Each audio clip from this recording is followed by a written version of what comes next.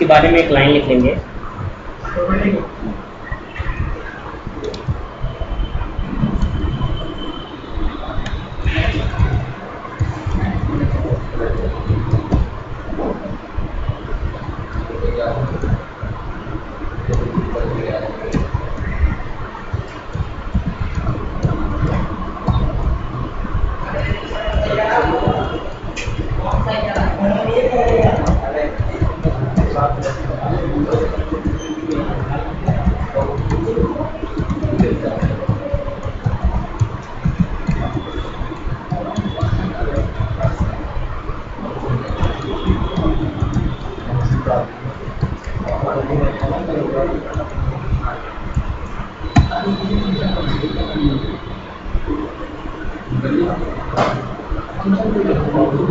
थोड़ा वर्जन 1 बता दीजिए, वर्जन 1 बता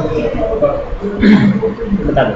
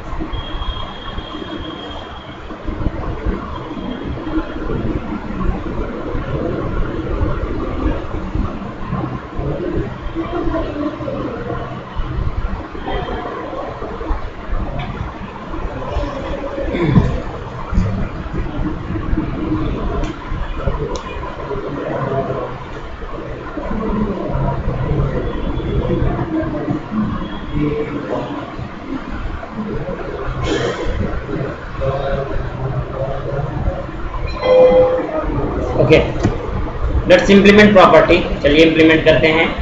यहाँ से मैं लेता हूँ एक कंसोल एप्लीकेशन।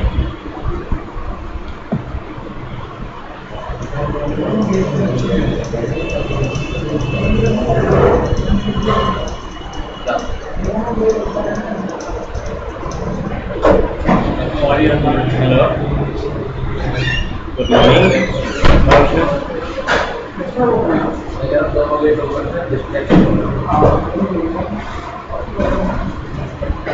15 से करे हो तो 15 से 63 के लिए ना ऑटो मिलते हैं। 76 में जाना है। अच्छा, 76 आपको इधर से आप 63 के लिए ऑटो मिलेगा, तो वहाँ पर जा करके वहाँ से उतर करके फिर आपको जाना पड़ेगा, क्योंकि उसके लिए डायरेक्ट ऑटो नहीं है। आप इधर भी जा सकते हो, सेक्टर 16 से भी बस मिलती है। सेक्टर 16 के रजनीगंधा है, वहाँ से बस मिलेगी। सेक्टर 16 मेट्रो के पास से ऑटो मिलेंगी आपको, ऑटो मिलती है। से ऑटो चली जाएगी। ठीक ठीक। वहीं से चलो जाओ।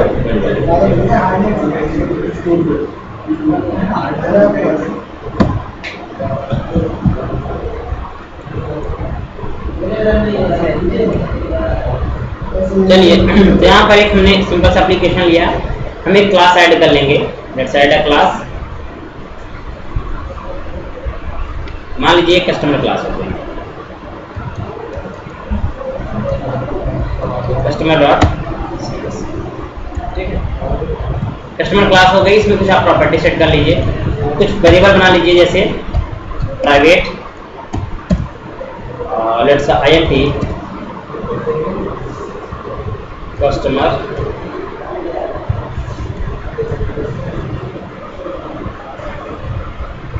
अकाउंट, ये हो गया। Private string customer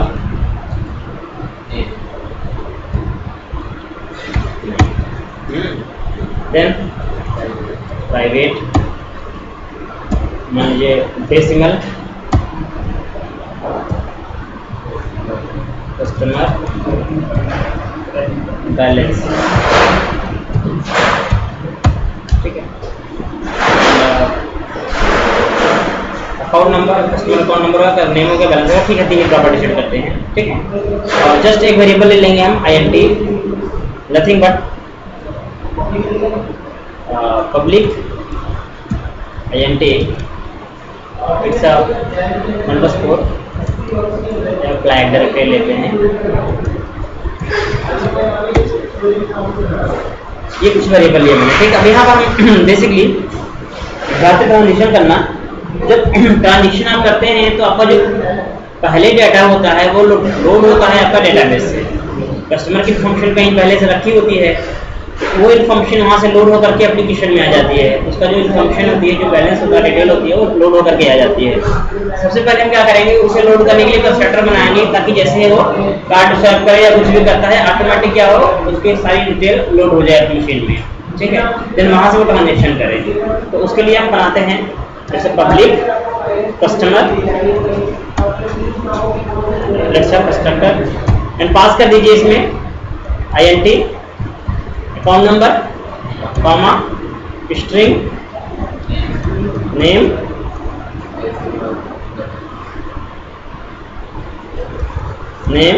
and decimal balance, ठीक है।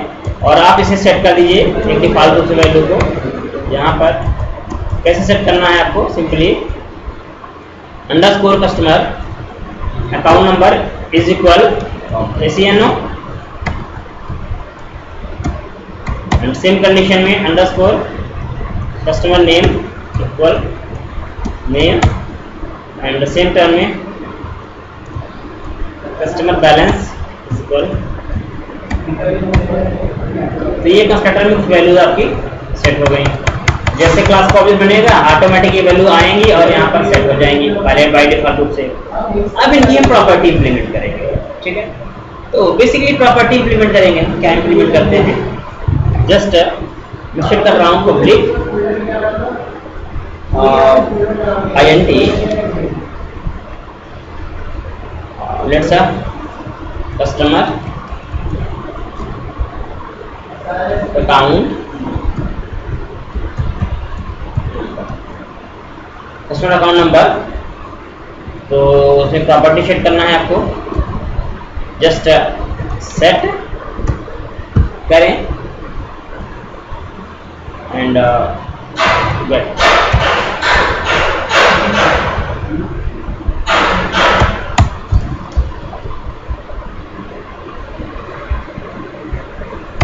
सिंपली एक चीज ध्यान रखिएगा,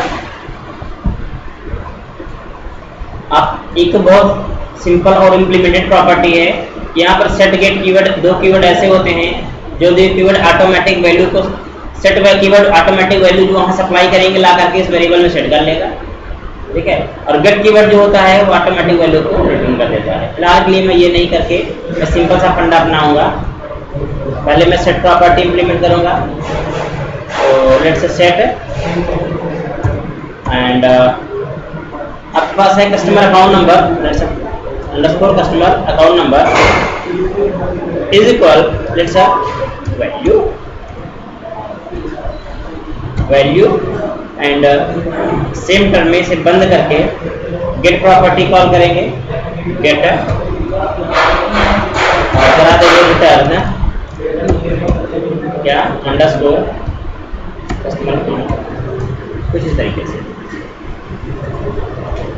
प्रॉपर्टी का नाम क्या हो गया, कस्टमर अकाउंट नंबर, ठीक है।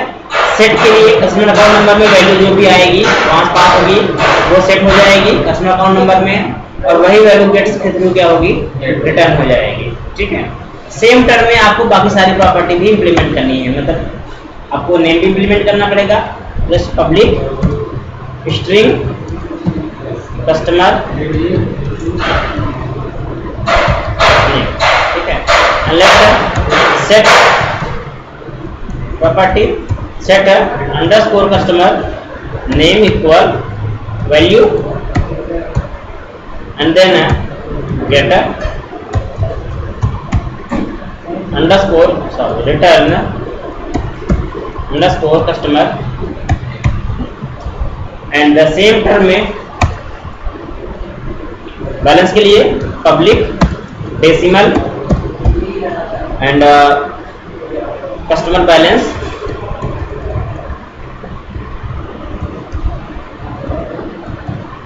And let's get. अच्छा गेट सेट का कोई वो नहीं है, आप गेट को पहले लगाएं सेट को कोई पहले आगे पीछे लगा सकते हो, गेट वेट करनी होती है, ठीक है। Let's return customer balance and let's set let's underscore customer balance is equal, ठीक है। ये चीज हो गई, ओके। चलिए तो हम इस क्लास से हो गया काम हमारा यहाँ पे, अब चलते हैं अपने पर्टिकुलर इस क्लास, ठीक है। और बनाते हैं कस्टमर क्लास का customer new customer and pass the constructor value pass करनी पड़ेगी आपको। तो लेट्स से आईडी पास किया मैंने कस्टमर अकाउंट नंबर 10012, नेम पास किया मैंने मान लीजिए अमित कुमार, और बैलेंस पास किया मैंने मान लीजिए अभी 20,000, okay. And let's print the detail customer मान लीजिए sorry console dot write line मैंने यहाँ पर दे दिया,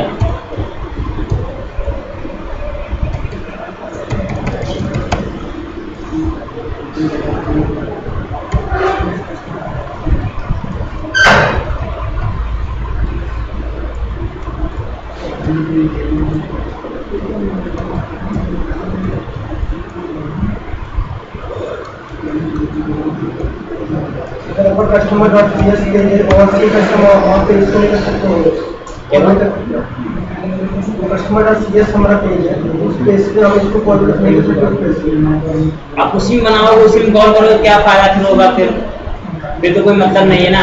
क्योंकि और दूसरी चीज ये है कि जो एग्जीक्यूशन प्रोग्राम का है वो मेन से होता है, कंट्रोल आपका वहां तक जाएगा ही नहीं, मेन उसी में लगाते हैं, कोई दिक्कत नहीं है। वहाँ मेन बना दो, फिर आपको मेन एक ही रहेगा, यहाँ बनाओ या वहाँ बनाओ, तो बात एक ही पड़ जाएगी, फिर तो बात वही पड़ गई ना। वहाँ मेन बना दो तो वही मेन फाइल होगी आपकी, यही नीचे क्लास बना देते तब भी वही बात थी, वो तो मैंने फाइल सेपरेट कर ली, अलग क्लास फाइल ले ली।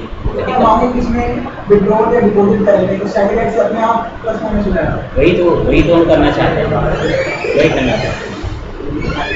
चलिए यहाँ पर बिफोर ट्रांजिशन में डिटेल प्रिंट करा रहा हूँ उसकी, ठीक है। तो let's console dot write line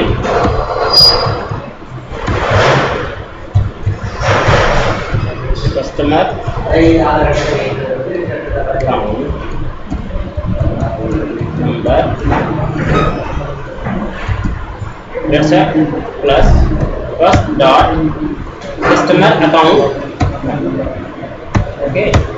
and same term में dot write line customer name plus customer name and same time में console dot write line.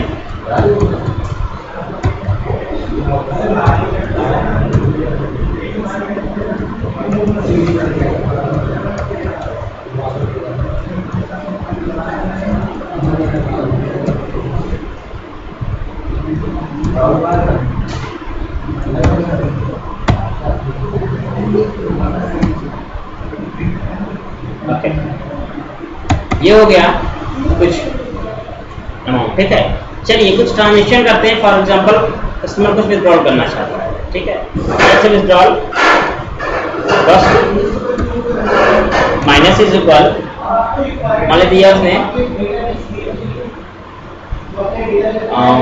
10,000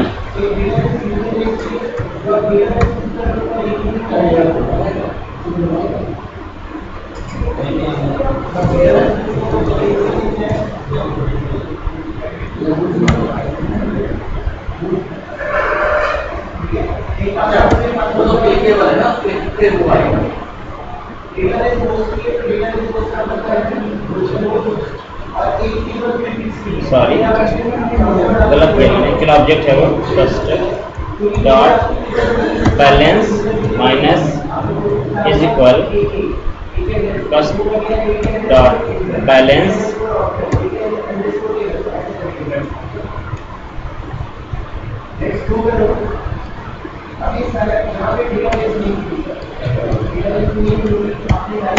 गलत कुछ इतना दिया मैंने, मान लीजिए इतना ट्रांसफर से किया and let's print the detail, same detail को प्रिंट करा दूंगा मैं कॉपी करके नीचे आफ्टर ट्रांजेक्शन, ठीक है। सिंपली उसने कुछ विड्रॉल किया अमाउंट, ठीक है, विड्रॉल किया। ये विड्रॉल अमाउंट आप स्टैटिक दे रहा है, आप यूजर से लेकर के दे सकते हो, तो कस्टमर देगा जो भी होगा एंटर करेगा, तो वो तो अलग चीज हो गया। लेकिन अभी के लिए अगर आप इस एप्लीकेशन को रन कराएं तो सोल्ड रीड की लगा देते हैं यहाँ पे,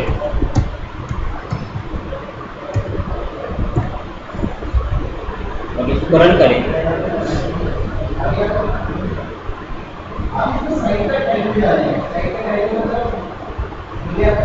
अगर आप देखें रिस्पॉन्स थोड़ी सी बड़ी करता हूँ इसकी,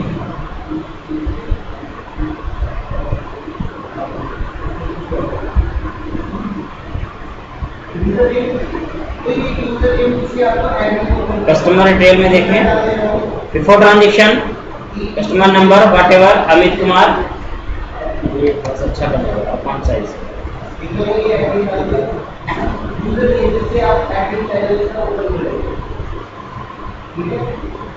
और ये पासवर्ड आप अपनी तरीके से दिए जाते हैं।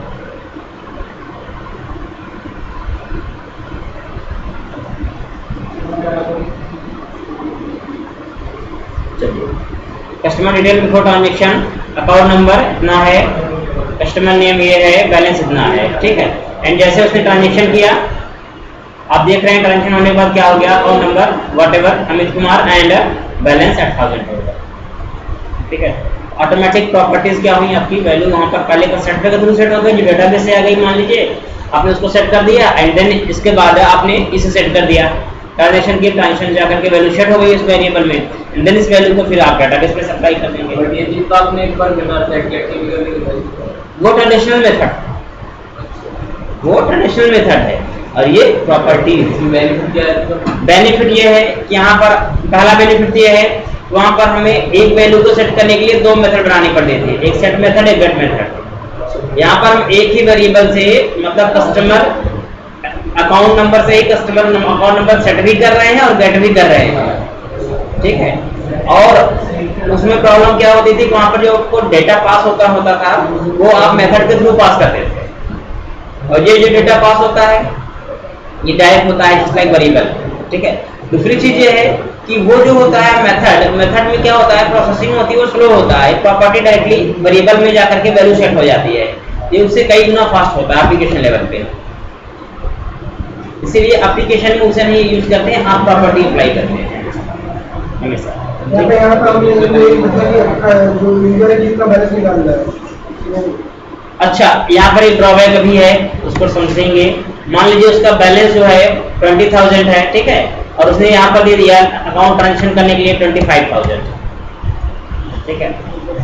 अब देखिए क्या होगा, प्रॉपर्टी आपकी सेट हो गई, 20,000 है और बैलेंस बढ़कर रिमेनिंग आ गया -5,000, ठीक है। बेसिकली मोस्ट ऑफ बैंक क्या करते हैं, ट्रांजेक्शन को मेंटेन करते हैं, मिनिमम 500 समथिंग आपका होना चाहिए, ठीक है। तो ऐसी कंडीशन में आप यहाँ पर कंडीशन भी लगा सकते हो कि अगर आपका विथड्रॉल अमाउंट करने के बाद अगर इतना बैलेंस आपका आता है, मतलब इतने से कम आएगा, तो आप उस केस में ट्रांजेक्शन नहीं कर पाओगे, ठीक है।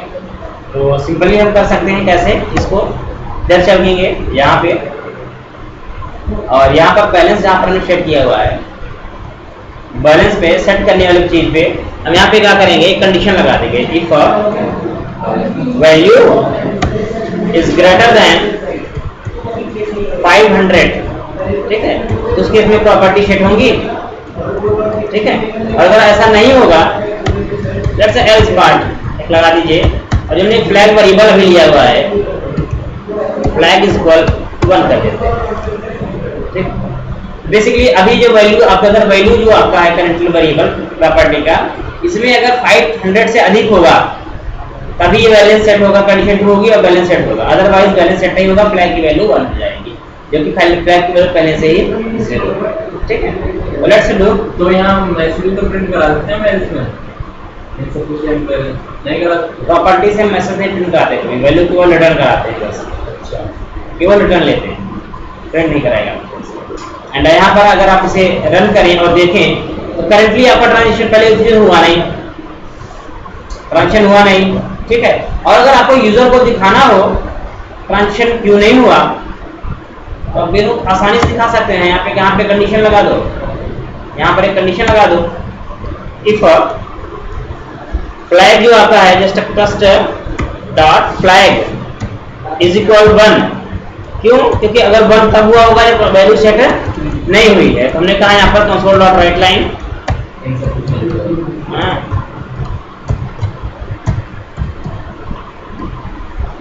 Transaction not possible,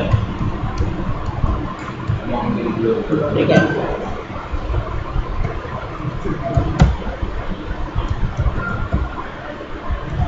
out of balance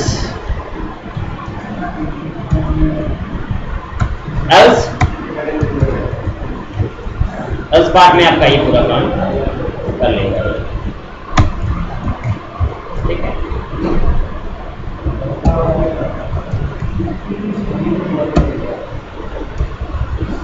just like that अगर आप रन करते हैं, बेसिकली देखिए यहाँ पर क्या आ रहा है, solve transaction not possible out of balance, ठीक है। और अगर हमने सही तरीके से ट्रांसफर करने का प्रयास किया, जिसमें कम से कम हमारी जो वैल्यू है वो सेट होगी, तो सेट होने के बाद 5,000 रिमेनिंग रहेगा, 500 रिमेनिंग रहेगा, उस केस में ये ट्रांजेक्शन कर लेगा। और आप देख सकते हैं यहाँ पर ट्रांजेक्शन सक्सेसफुल हो गया, और यहाँ पर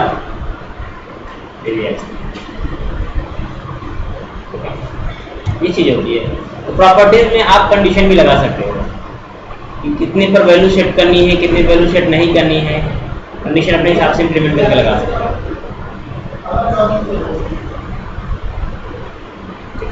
ये पूरा फंडा होता है प्रॉपर्टी का।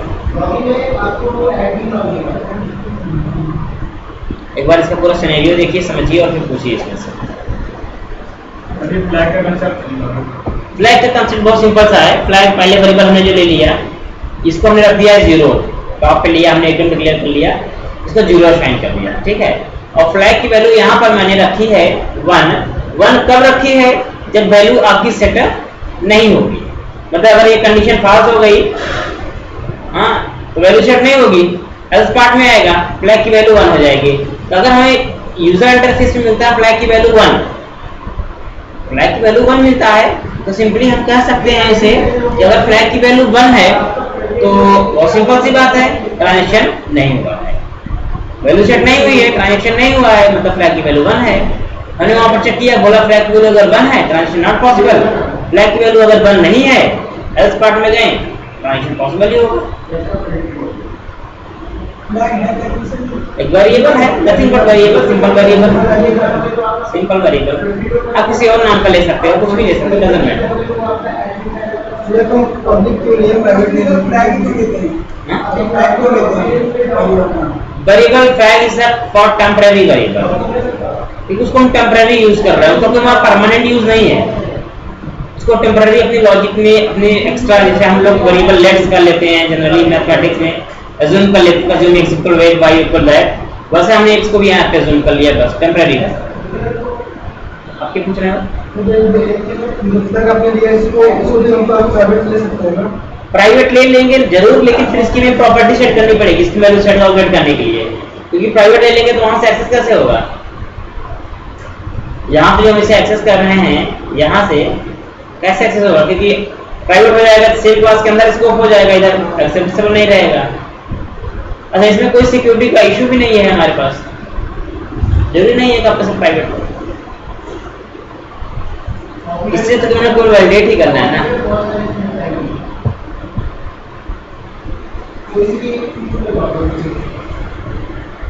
एक बार पूरी चीज इधर देखो, यहां से स्टार्ट करो, तो आपसे एक एक चीज को, उसके बाद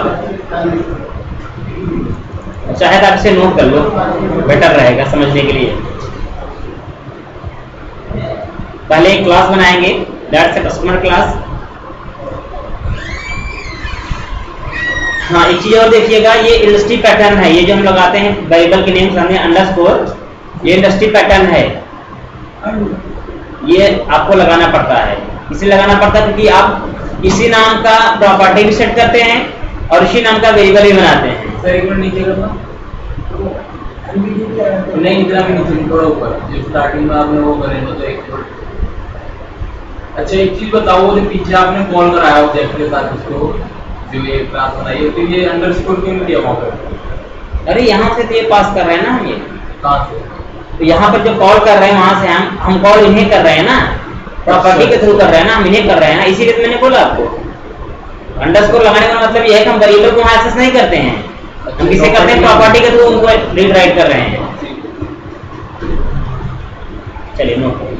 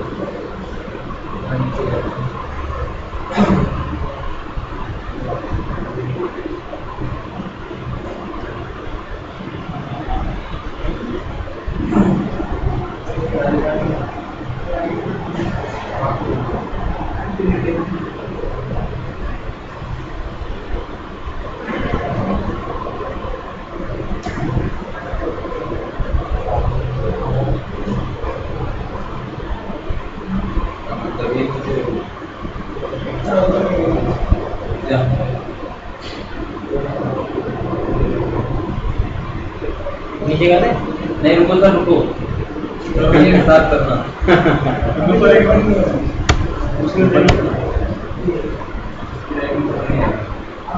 एक चीजों को देख के ध्यान से लिखिएगा, अदरवाइज में एक अंडरस्कोर भी नजर मिस हो जाएगा, गलत हो जाएगा। करिए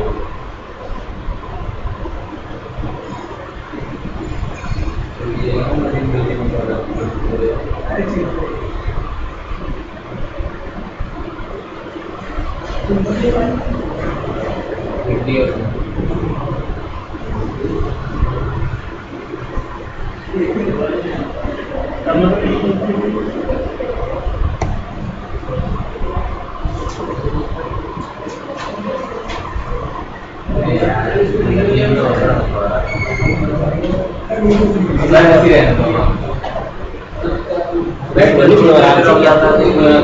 कहाँ लगी है? बारिश हो रही है, भागना है।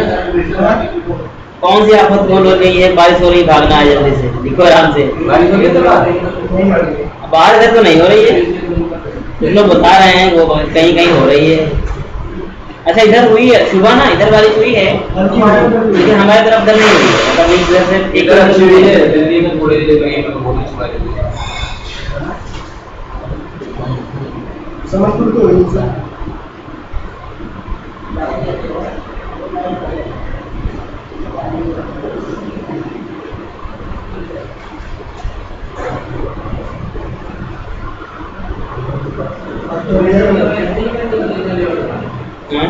इंडिया का मैच है। कहाँ से है? लंदन से।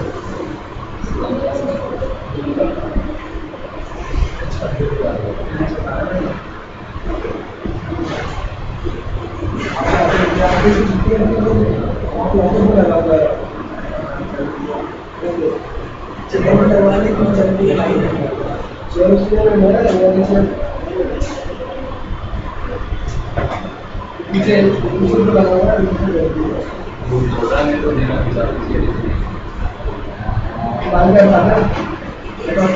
भाई भी तो मेरे जैसे ही है, उसकी भी भाई तो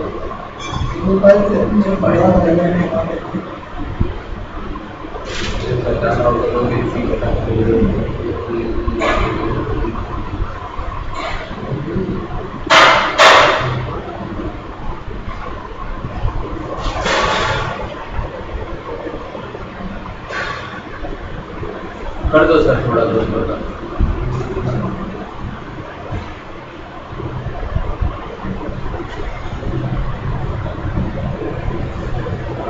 नंबर तक कर दो और करो और कैट वाला। हाँ बस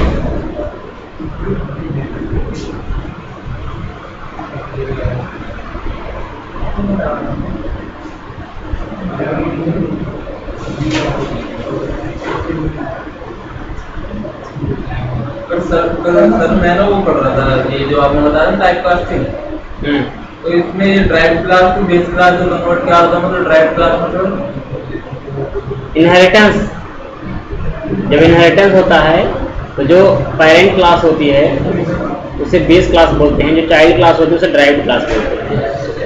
तो इम्प्लिसिट में तो कहा गया derived class to base class करता है, और एक्सप्लिसिट इम्प्लिसिट बहुत सारे ऐसे कंडीशन हैं जहाँ पर वो होता है, अलग अलग बुक्स में अलग अलग जगहों पर अलग तरीके से बताया गया है, और बहुत सारे प्लेस हैं जहाँ पर आपको ये देखने के लिए मिलता है इम्प्लिसिट हो रहा है। एक जगह मुझे लगा उसमें एक्सप्लिसिट में दे रखा था लार्जर वैल्यू को स्मॉलर वैल्यू में कन्वर्ट करता है, ऐसा होता है नहीं ना? और इंटरनेट पे गलत दे रखा था, स्मॉलर टू लार्जर होता है। स्मॉलर टू लार्जर होता है ना, चेंज करने के लिए उसमें दे रखा था लार्जर टू स्मॉलर।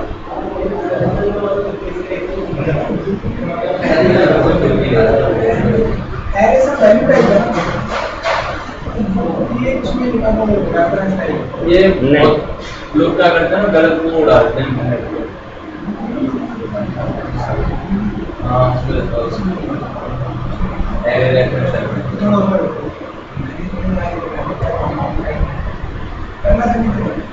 तो अगर ये सब चीज़ें पढ़नी हो ब्लैक बुक पढ़िए, .NET की उसमें सबसे सही चीज़ डाटा मिलेगा। ब्लैक बुक उसमें गलत नहीं मिलेगा, तो सही डाटा मिलेगा।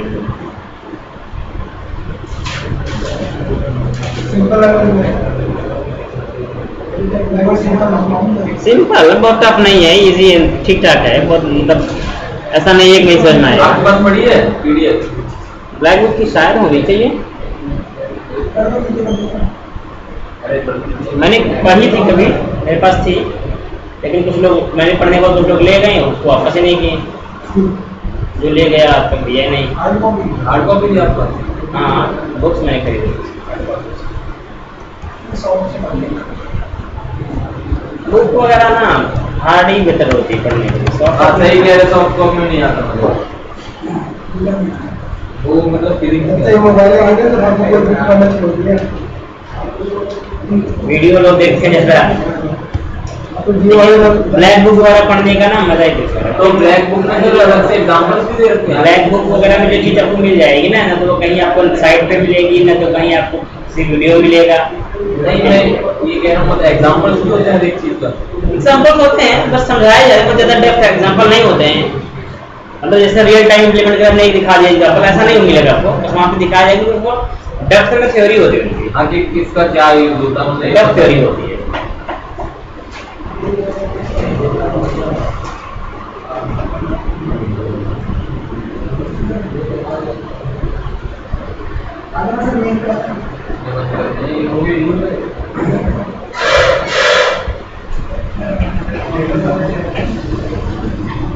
इसमें अगर आपको कभी ऐसा समझ में आता है कि ये चीज़ आगे इधर चली जाती है, इसमें वर्ड रैप होता है, टूल्स में जाएंगे, ऑप्शन में जाएंगे, तो यहाँ पर एक वर्ड रैप ऑप्शन होता है और लाइन नंबर,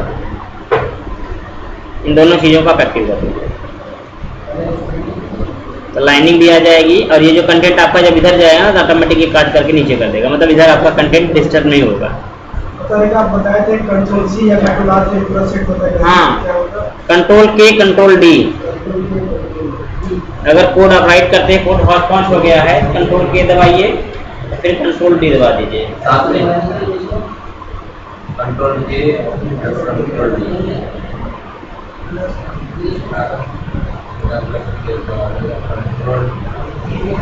कंट्रोल दबाइए, फिर पहले के दबाइए, फिर कंट्रोल को दबाए रखिए, फिर डी दबा दीजिए,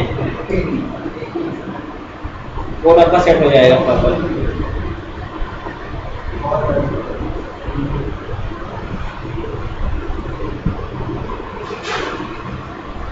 तो इसमें हम लोग एक्समो भी पढ़ेंगे, थोड़ा सा बहुत सा ऊपर आएगा। PHP में आपको थोड़ा सिखाएंगे, जितना जरूरत होती है उसमें जितना होता है, एक्सएमएल वगैरह फाइल को लोड करना होता है, उसे डेटा को सेट करेंगे, सेट करेंगे PHP में। ये इमेज पे डालने का था, तो इसकी लोड करना होगा।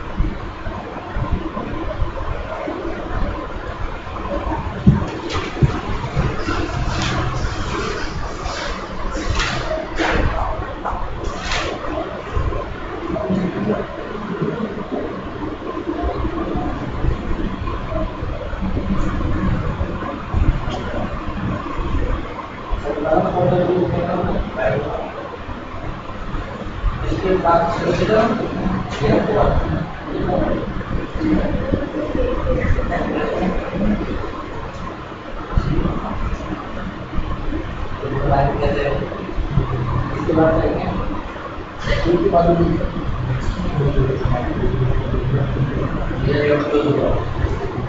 हो गया, आगे करें।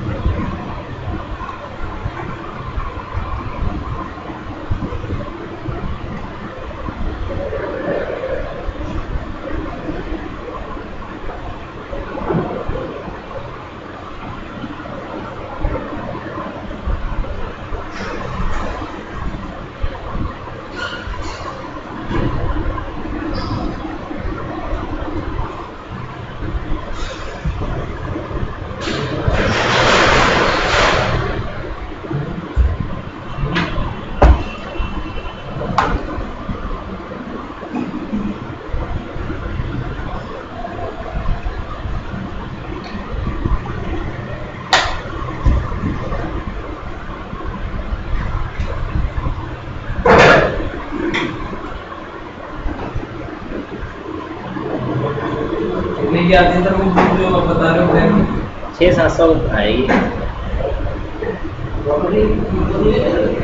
ब्लैक बुक का नया वर्जन लीजिएगा, नहीं लीजिएगा। सेकंड हैंड भी मिलती है लेकिन नहीं लीजिएगा।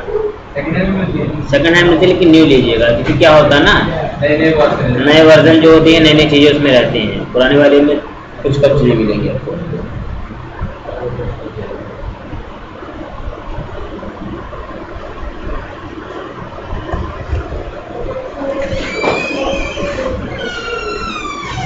हो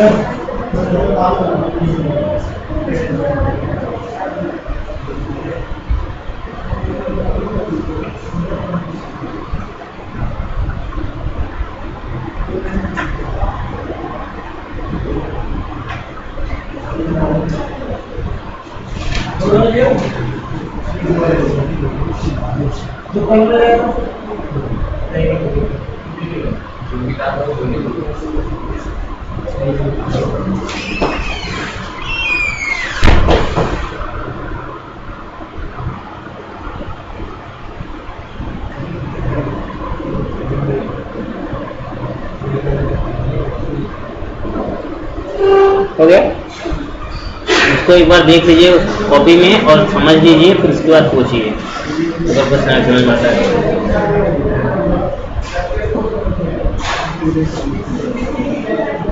आगे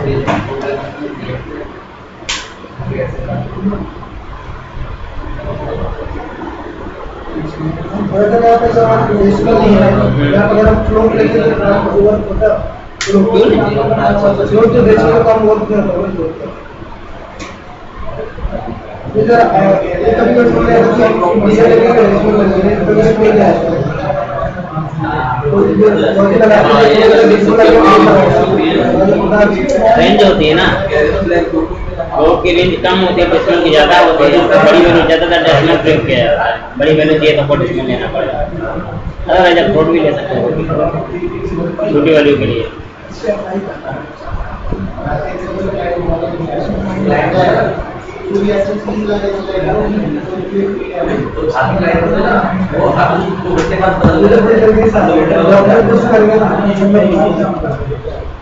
हाँ, उसको इम्प्लीमेंट करिए, देखिए, अपने से चेक करिए। ऐसे बहुत सारी सिचुएशन हो सकती है जब वहाँ प्रॉपर्टी गई, तो मैंने एक एग्जांपल बताया। ऐसे बहुत सारी कंडीशन हो सकती है जहाँ पर आपको प्रॉपर्टी लगाना पड़ेगा, लेकिन सिंपल सा मतलब केवल इतना है, वैल्यू को सेट करना और राइट करना, रीड करना, प्रॉपर्टी का मोटिव।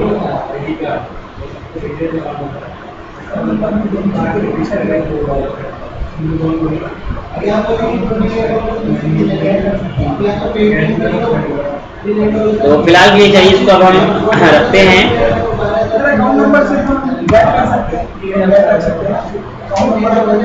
अगर वेट करना हो, उसको सेट नहीं करनी प्रॉपर्टी, तो सेट उसका हटा दीजिए। यहाँ पर आपने जो सेट करने का काम किया हुआ है, customer account number, let's remove this,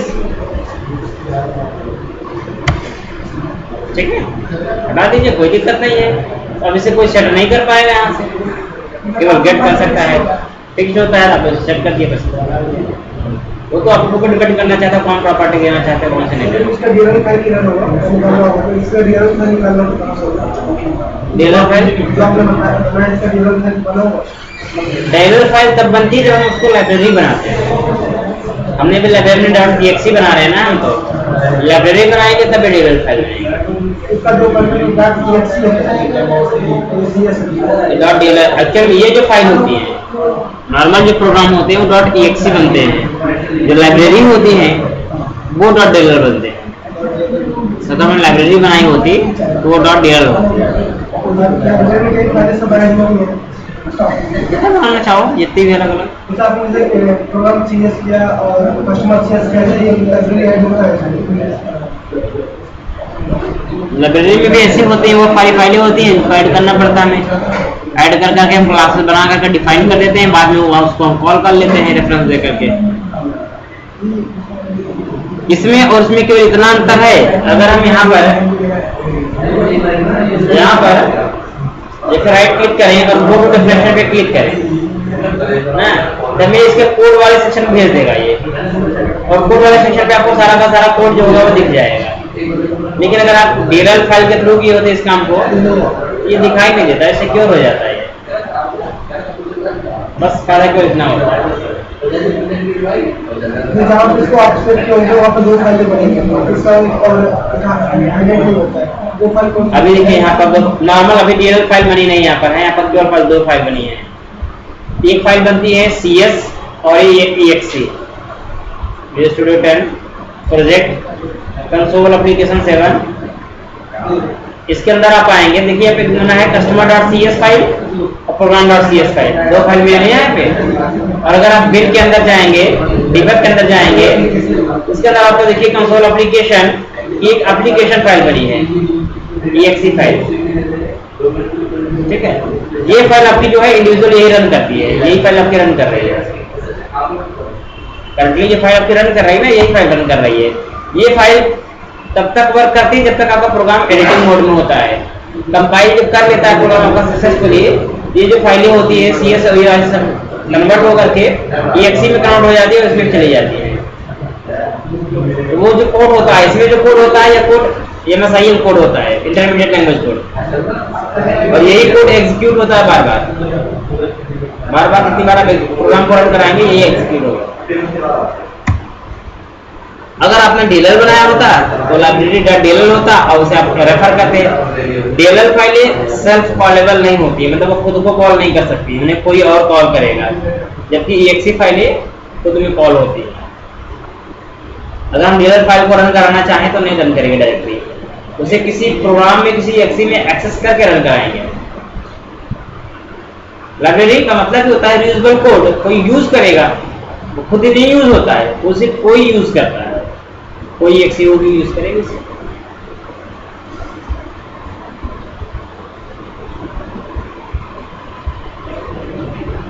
अगर इसी सेम चीज को अगर मुझे डीएलएल में कन्वर्ट करना हो ना, बहुत सिंपल का तरीका होता है। राइट क्लिक करो आप यहाँ पे, ऐड पे जाओ, और सॉरी यहाँ पर अगर ये चीज नहीं मिलती है कभी कभी आपको, तो और बेटर वे है, फाइल पे जाओ, ऐड पे, न्यू प्रोजेक्ट पे जाओ, और यहाँ से ले लो आप क्लास लाइब्रेरी, और यहाँ से मान लीजिए दे दिया हमने यहाँ पर नाम इसका कस्टमर, ठीक है, कस्टमर। आप एक लाइब्रेरी कस्टमर नाम की ऐड कर लीजिए, ठीक है, कुछ ऐसे।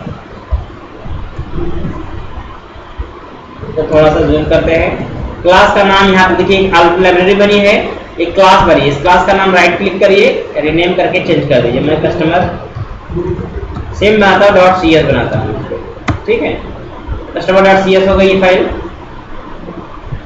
हाँ, और मैं इस जो कोड हमने यहाँ पर रखा हुआ कस्टमर क्लास बनाया हुआ है, इस कोड को सीधा सीधा मैं उठाऊंगा यहाँ से और इस लाइब्रेरी में पेस्ट कर दूंगा। तो लेट्स कॉपी ऑल कोड,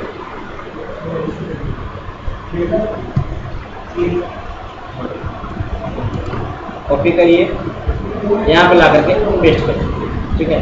तो सेम सारा का सारा वैसे कोड है जो हमने वहां से उठाया, ला करके यहाँ पेस्ट कर देना, ठीक है। ये हमारी बन गई लाइब्रेरी। बेसिकली अब हम इस फाइल को चाहे डिलीट कर देते हैं, कस्टमर फाइल को डिलीट कर देते हैं,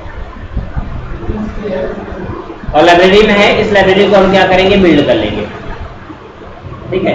ये बन गई लाइब्रेरी। और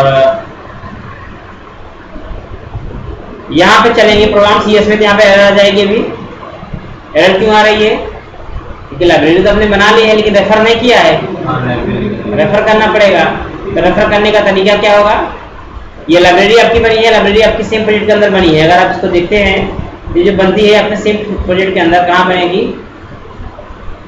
डॉक्यूमेंट में, स्टूडियो 10 में, प्रोजेक्ट में, कंसोल एप्लीकेशन 7 में, और यहाँ पर कस्टमर नाम की एक लाइब्रेरी बनी है, इसमें चलेंगे। और बिन में चलेंगे, इसके आप सेक्शन में आपको मिलेगी एक डिबग में customer.dll, ये लाइब्रेरी हो गई। ये अपने आप को कॉल नहीं करती, मतलब ये सब नहीं कॉलेबल होती है, सेल्फ से कॉल नहीं कर सकते आप। अब इसको हमें कॉल करना पड़ेगा कहाँ से, इस कस्टमर क्लास, मतलब मेन क्लास, प्रोग्राम क्लास से। कैसे कॉल करना है, right click, add reference. Add reference में चल के आप क्या करेंगे, कस्टमर का रेफरेंस ऐड कर लेंगे, ठीक है। या ब्राउज करेंगे, बैक जाएंगे कस्टमर में, बिन में, डिबग में, customer.dll, ओके। रेफरेंस आ गया कस्टमर का यहाँ पे साइड में। अब नेम स्पेस को उसको रेफर कर लीजिए, तो यूजिंग कस्टमर, दैट्स इट। अगर आप इधर देखेंगे तो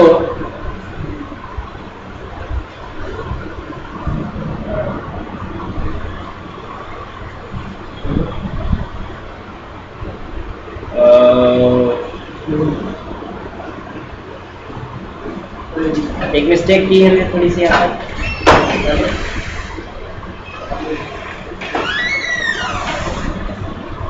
कस्टमर नेम स्पेस और क्लास नेम हमने सेम रख दिया है, ये छोटी सी मिस्टेक है, माइनर सी, यहाँ पर नेम की एम्बिग्यूटी आ जाएगी, तो हमें थोड़ा सा चाहिए ये, इसको चेंज कर दें, कस्टमर क्लास कर देता हूँ इसको। लेट्स बिल्ड सॉल्यूशन एंड इधर चलते हैं और यहाँ पर कस्टमर क्लास और कस्टमर, ठीक है। बेसिकली अब सेम चीज है, देखिए सारा कोड सेम है ना, लेकिन अभी तक हमने किया था डायरेक्ट कोड किया था, अभी लाइब्रेरी के थ्रू हो रहा है। रन कराएंगे, रिजल्ट आपको सेम मिलेगा, सब कुछ वैसे ही होना है, कोई भी चेंजेस नहीं आएंगे। इसका लाइब्रेरी का नाम इसमें करा होगा ना मेंशन।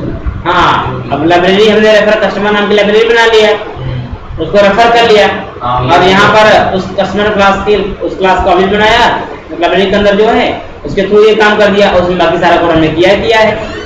और अगर अभी हम इस लाइब्रेरी को बंद कर दें ना, इस पर राइट क्लिक करें, गो टू डेफिनेशन करें, ठीक है, तो आप यहाँ पर देखिएगा आपको केवल कुछ चीजें मिल रही हैं। हमारी जो बिजनेस लॉजिक कोड में थी, देखिए केवल डिक्लेरेशन मिल रहा है, बाकी हमने बैकएंड में कितना काम कोड किया है वो कोड आपको दिखाई यहाँ पर नहीं देखा। हमने कंडीशन लगाई है, हमने वहाँ पर फ्लैग वैल्यू सेट की है, जो हमारी बिजनेस लॉजिक होती है। यहाँ पर केवल डिक्लेरेशन पार्ट दिखाएगा आपको, जो बिजनेस लॉजिक होती है वो आपको शो नहीं करेगा, और आप उसे देख भी नहीं सकते हो, इसीलिए सिक्योर होता है। अकाउंट नंबर सेट भी दिखा रहा है ना, बिल्कुल नहीं दिखाएगा वो, जो चीज आपने बिजनेस लॉजिक में राइट की है वो हाइड कर देगा वो। ये लाइब्रेरी बनाने का फायदा होता है।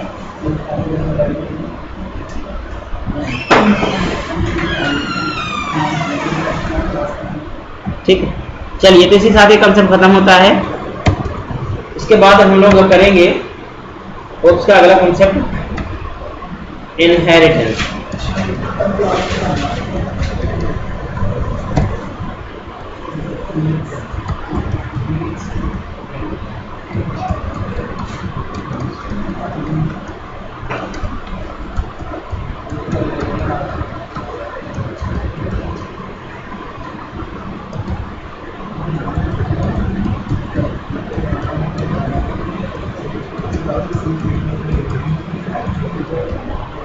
और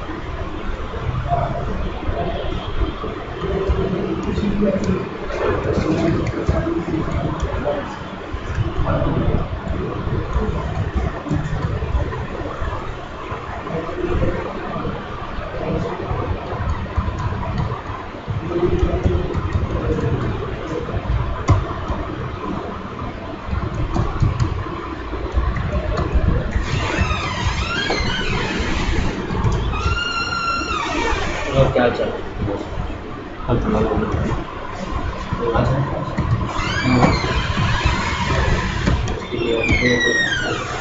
क्लास की तो मत पूछिए, प्रियंका मैम ने ना ऐसे क्लास दे दिए ना, मेरा तो दिमाग खराब हो गया।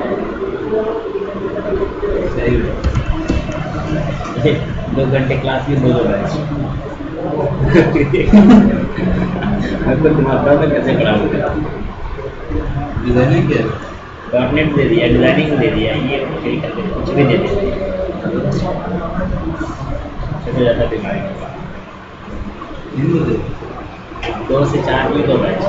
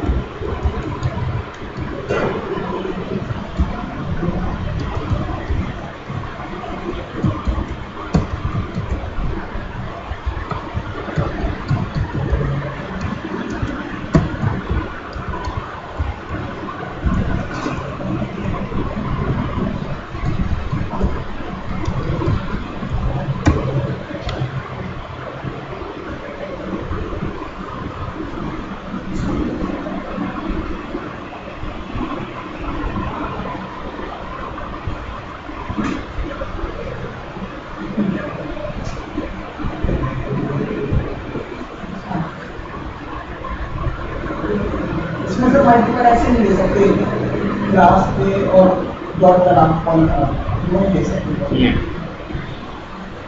उसका रीजन होता है यहाँ पर मेथड एम्बिग्यूटी आती है। Method ambiguity in the sense जैसे दो क्लास है, दो क्लास में सेम नेम के मेथड बना दिया, आपने दोनों को इनहेरिट कर लिया एक साथ। हाँ, तो उसमें प्रॉब्लम ये होगी कि वो समझ नहीं पाएगा किस मेथड कॉल करना है, इसको कॉल करना है, तो एम्बिग्यूटी वहाँ आ जाती है। जबकि बनाते समय कोई रिस्ट्रिक्शन तो होता नहीं है कि आप नहीं बना सकते दो अलग अलग क्लास में दो अलग अलग मेथड, तो बना सकते हो आप, लेकिन कॉल करते समय दिक्कत है, इसलिए इसको हटा दिया गया है यहाँ से।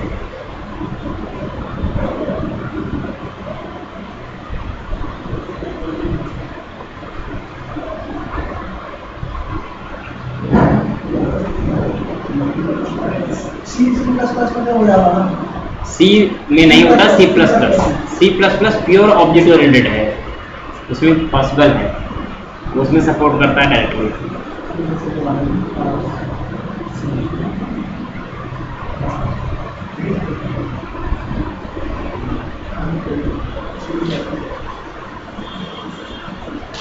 देखिए, इनहेरिटेंस अचीव करने का तरीका बहुत आसान है। सिंगल लेवल में जैसे एक क्लास ए है, क्लास बी ने क्या किया, उसको इनहेरिट कर लिया सिंगल लेवल।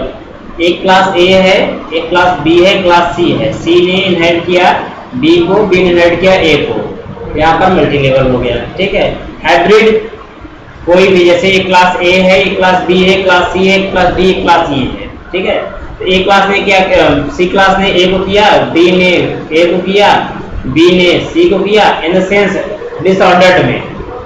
कोई किसी, हाँ, कोई सिस्टम नहीं डिसऑर्डर, कोई किसी को इनहेरिट कर ले रहा है, हाइब्रिड हो गया। मल्टीपल, एक साथ कई क्लासेस, एक क्लास कई क्लास को इनहेरिट कर ले, एक साथ एक क्लास कई क्लास को इनहेरिट कर ले। जैसे A B C D 4 classes है, डी ने बी को भी कर लिया, सी को भी और ए को भी करने का प्रयास किया। ये मल्टीपल होता है, लेकिन यहाँ पर multiple support directly multiple support नहीं करता है। इसको अचीव करने के लिए आपको यूज करना पड़ेगा इंटरफेस। ठीक है, इनहेरिटेंस यूज करने के लिए हम यहाँ पर यूज करते हैं कोलन का साइन। जावा में एक्सटेंड्स कीवर्ड होता है, पीएचपी में एक्सटेंड्स कीवर्ड होता है, यहाँ पर कोलन का साइन होता है। ठीक है, एक नोट लिख लीजिएगा।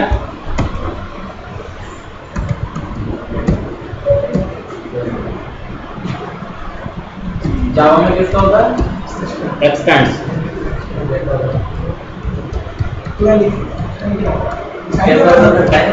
हाँ, नहीं, कीवर्ड होता है EXT ENDS, और इसमें ये साइन होता है, इसमें साइन होता है।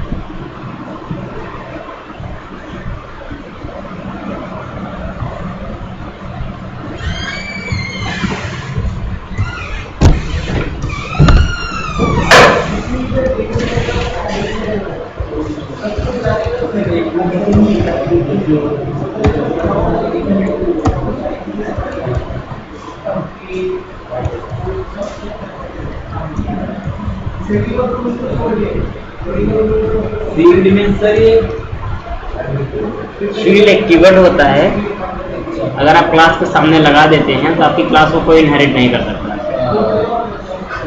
जावा में होता है फाइनल कीवर्ड, सील कर देता हूं।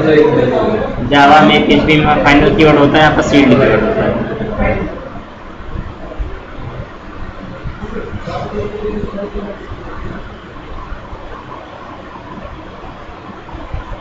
यहाँ कोई है मतलब स्टेशनरी जहाँ पे वो ब्लैक बुक में बता रहे हैं? 10 साइड होगी, 15 को 10 साइड बुक के शॉप्स हैं।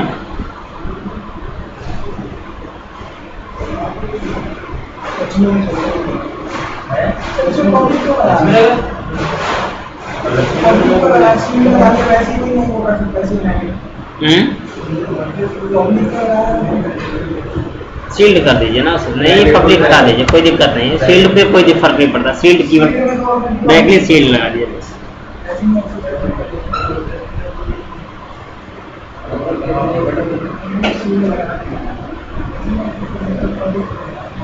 इनहाइट होने बचाने का और है। पब्लिक प्राइवेट का जो कॉन्सेप्ट होता है वो इंस्टेंस बनाने से होता है, कॉल करने से होता है। बेसिकली आप पब्लिक बनाओ चाहे प्राइवेट बनाओ, डजंट मैटर, वो तो कॉल करने के लिए होगा ना, उसे कहीं से कॉल कर सकते हो नहीं कर सकते हो। सील्ड का काम है इनहाइट होने से बचाना, उसके मेंबर को इनहाइट नहीं कर पाएगा बस।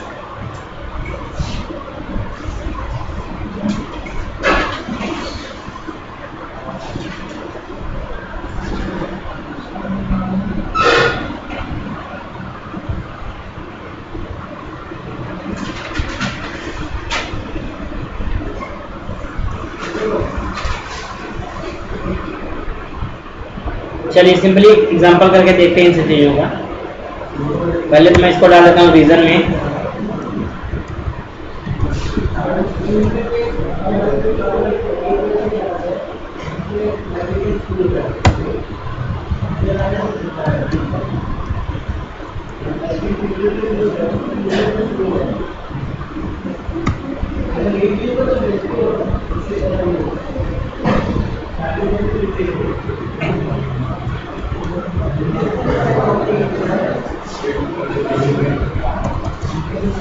क्लास बना लेते हैं या सिंपली मैं इधर ही मेथड है, क्लास के बाहर चलता है, क्लास बनाते हैं। ठीक है, जैसे मैंने बनाया यहाँ पर public class A, let's up public wide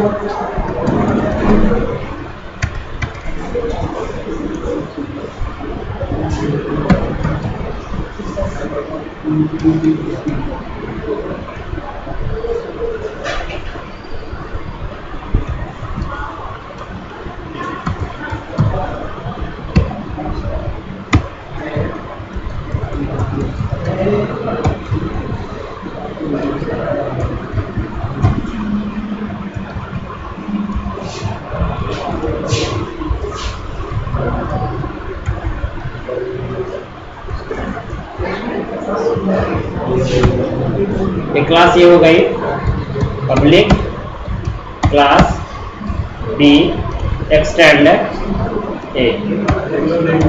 that case अगर हम यहाँ से बात करें और यहाँ पर भी एक क्लास बना देते हैं, मेथड बना देते हैं सिंपल सी,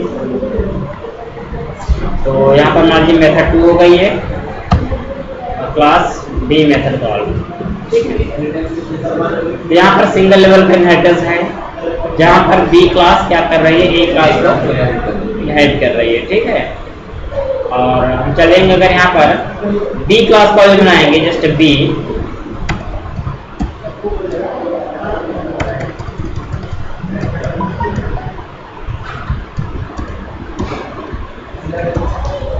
क्लास का आपने अगर बनाया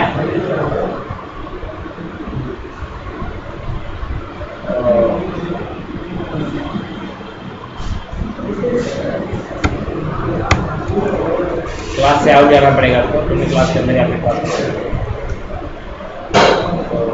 केस। ठीक,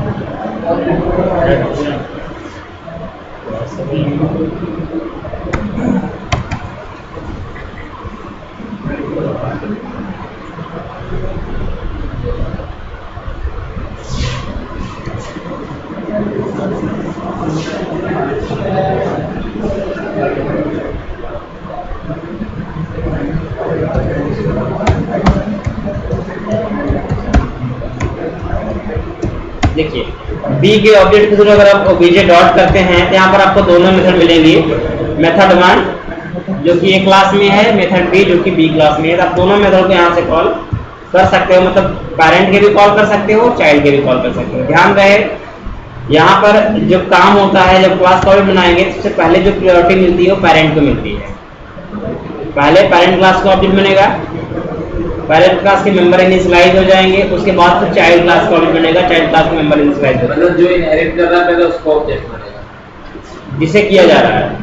पेरेंट होता है जिसे किया जा रहा बी होगा ना यहाँ पे, है, पेरेंट ए है बी है, पेरेंट ए है, पेरेंट को बी कर रहा है ना यहाँ पे। ठीक है ठीक है ठीक है, ए को इनहेरिट कर रहा है बी, ए को कर रहा है बी, हाँ तो ए बी ए पेरेंट हो गया, बी चाइल्ड हो गया।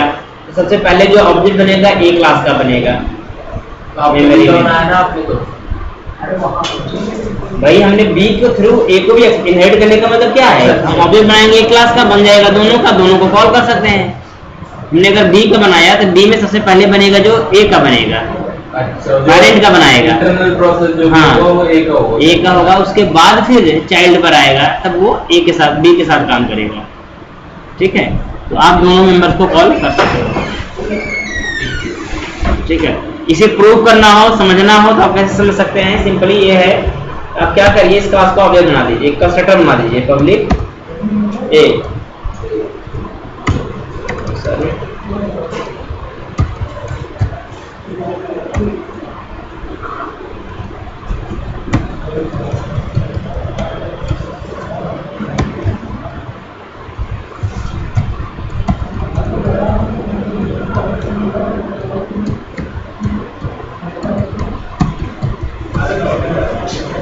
ये दे दिया मैंने। सेम कंडीशन में एक और मैंने बना दिया बी क्लास का, ठीक है, it's a B for right line B class. अब अगर आप रन करें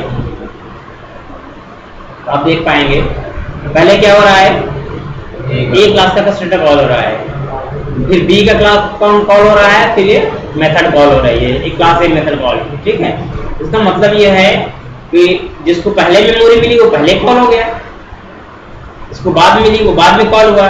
बनाया आपने बी का भले ही है, लेकिन जब प्रायोरिटी मिली है सबसे पहले पेरेंट को प्रायोरिटी मिलती है। पेरेंट क्या करता है, पेरेंट को प्रायोरिटी मिली, पेरेंट ने उसको अभी बनाया, पेरेंट का भी बना, पेरेंट वाला पहले कॉल हो गया। देन चाइल्ड को प्रायोरिटी मिली, चाइल्ड का कॉल हो गया। ठीक है, इससे आप समझ सकते हैं कौन पहले कॉल होता है, कौन बाद में कॉल होता है। ये सिंगल लेवल का इनहेरिटेंस है। अगर यहीं पे क्लास और सी हो जाए और वो बी को इनहेरिट कर ले, मल्टी लेवल हो गया। ठीक है, यहीं पे और क्लास डी हो जाए, हाँ, वो बी को कर ले, एक क्लास और हो जाए एक्स, वो ए को कर ले, मतलब इनऑर्डर्ड में कोई कर ले, हाइब्रिड हो जाएगा। अब चूंकि मल्टीपल सपोर्ट करता नहीं, इसलिए मल्टीपल हम कर नहीं सकते। सिंगल लेवल मल्टी लेवल तक हम यूज करते हैं आपको ज्यादातर, single level multi level inheritance use होता है। प्रोजेक्ट वगैरह बनाते समय यही दो यूज किए जाते हैं। ठीक है, फिलहाल क्लियर रहा आपका इनहेरिटेंस। इसके बाद आता है इसमें पॉलीमॉर्फिज्म का फीचर।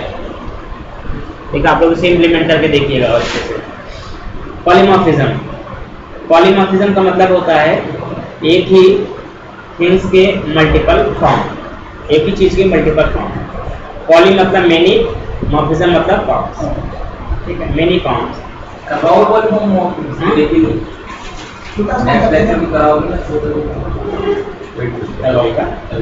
अभी केवल समझ लीजिए इसको। पॉलीमॉर्फिज्म हर जगह लगभग अप्लाई होती है। जब एक चीज के कई रूप हों, कई फॉर्मेट हो, उसे पॉलीमॉर्फिज्म बोलते हैं। जैसे एक व्यक्ति है, किसी कंपनी में जाता है तो वहाँ का एम्प्लॉय हो जाता है, घर पे गया घर का मेंबर हो गया, किसी शॉप पे गया कस्टमर हो गया, किसी बस में चढ़ा पैसेंजर हो गया। इस तरह से एक ही मेंबर्स का multiple forms best call polymorphism. ठीक है, पॉलीमॉर्फिज्म बेसिकली एक बेटर वे है जिससे हम एक ही मेथड को कई अलग अलग तरीके से बना सकते हैं, यूज कर सकते हैं एक ही चीज को अलग अलग वर्जन। जैसे मान लीजिए सिंपली एक चीज है मोबाइल फोन है ना, इसका यूज हम कॉल करने के लिए भी कर लेते हैं, म्यूजिक सुनने के लिए भी कर लेते हैं, इंटरनेट चलाने के लिए भी कर लिया। अगर हमें ये 3 काम करना होता तो हमें 3 डिवाइस चाहिए होते, लेकिन इसी सिस्टम में अगर मैंने पॉलीमॉर्फिज्म अप्लाई कर दिया तो यही सिस्टम आपका तीनों काम अकेले कर रहा है।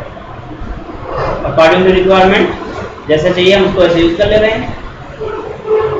एग्जांपल हो गया कीबोर्ड में एक की आपकी 2 काम करती हैं, शिफ्ट के साथ प्रेस किया तो कुछ और आ गया, बिना शिफ्ट किया तो कुछ और आ गया। पॉलीमॉर्फिज्म में एक ही मतलब हर जगह देखेंगे पॉलीमॉर्फिज्म लगभग अप्लाई होता है, एक ही चीज के multiple form, multiple nature, multiple behaviour. Polymorphism 2 तरह की होती है polymorphism, compile time polymorphism, run time polymorphism.